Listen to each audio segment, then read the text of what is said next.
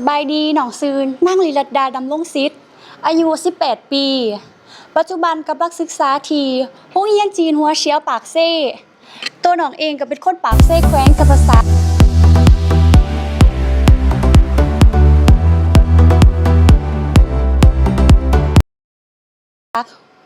มื้อนี้น้องรู้สึกดีใจและภาคภูมิใจหลายที่ได้เข้าในการคัดเลือกนางสาวท่องเที่ยวลาวในปีนี้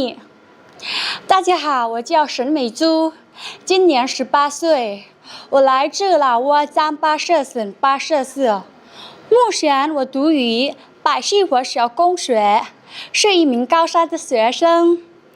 今天我非常高兴，也感到十分荣幸，能够参加今年的老挝旅游小街宣把活动。谢谢大家。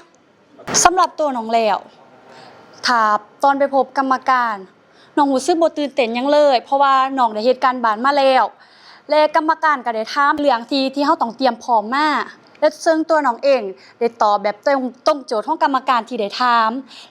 กรรมการได้ถามแบบเป็นครอบครัวและถามแบบคนกันเองเลยซึ่งตัวน้องแล้วก็รู้สึกว่าเป็นคำถามที่ง่ายๆสำหรับตัวน้องแล้วถ้าน้องได้เป็นตัวแทนนางสาวท่องเที่ยวลาวในปีนี้น้องจะเป็นตัวแทนนำเสนอแหล่งท่องเที่ยวที่สวยงามที่สุดในประเทศลาวให้ทั่วโลกได้ฮู้ว่าประเทศลาวเฮางามทั้งสวยงามทั้งวัฒนธรรมและธรรมชาติและน้องอยากใช้โอกาสนี้ผลักดันแหล่งท่องเที่ยวของประเทศลาวเฮา